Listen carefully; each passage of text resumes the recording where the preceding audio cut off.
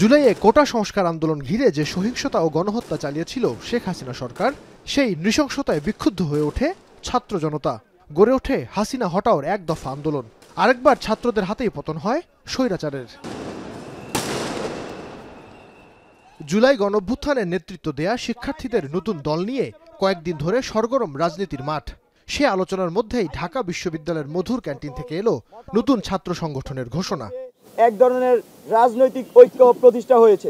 সোমবার বিকেলে বৈষম্য বিরোধী ছাত্র আন্দোলনের সমন্বয়ক আবু বাকের মজুমদার সংবাদ সম্মেলনে তুলে ধরেন এই ছাত্র সংগঠনের রূপরেখা।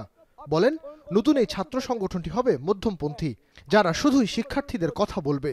জুলাই বিপ্লবের আকাঙ্ক্ষা হবে এই ছাত্র সংগঠনের শক্তি। আমাদের মৌলিক প্রস্তাবনাগুলো হলো আদর্শিক বাইনারির কালচারাল দ্বন্দ্বের বাইরে গিয়ে মধ্যমপন্থী ছাত্র রাজনীতিকে প্রতিষ্ঠা করা। শিক্ষার্থীদের নতুন রাজনৈতিক দলের সঙ্গে এই ছাত্র সংগঠনটির সম্পর্ক কেমন হবে? সাংবাদিকদের এমন প্রশ্নে বাকের মজুমদার বলেন, ছাত্র সংগঠনটি হবে সম্পূর্ণ লেজুর বৃত্তি মুক্ত। আমাদের আদর্শিক পজিশনের সাথে যেই রাজনীতি করবে আমরা তাকে সমর্থন দিয়ে যাব, সেটা জাতি হোক, ছাত্রদের লেভেলে হোক।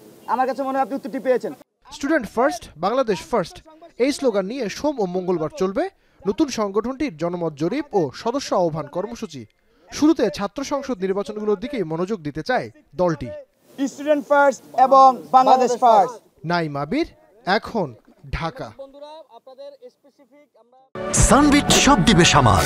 সানবিট ম্যাজিক প্রেস ডিশওয়াশিং এর মাথা ঘোরানো সলিউশন।